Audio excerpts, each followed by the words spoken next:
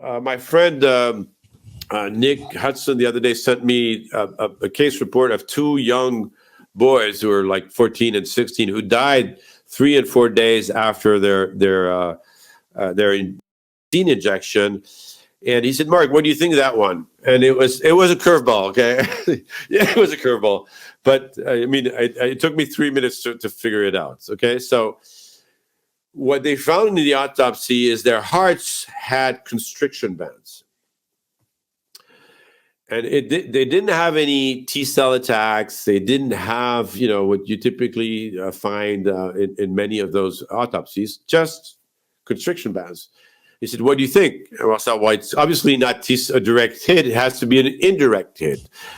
So I didn't know anything about constriction bands. Okay, so I went on and looked at a constriction band and found two case reports of epinephrine injections that had gone sour or sideways. When you inject too much epinephrine or adrenaline for the European crowd, you'll send a message to the heart that's to basically almost block, and you have these constriction bands.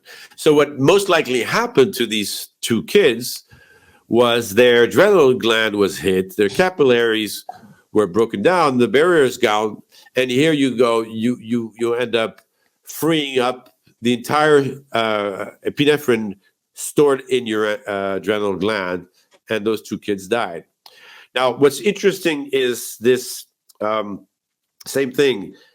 You're going to have this leakage problem, which is, in the literature, there's really numerous studies showing case reports of capillary leakage or cardiovascular leakage.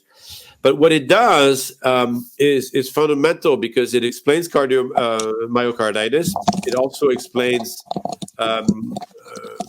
all the neurodegenerative disease, so Alzheimer's, Parkinson's, ALS, multiple sclerosis, and all of that, and leaky guts.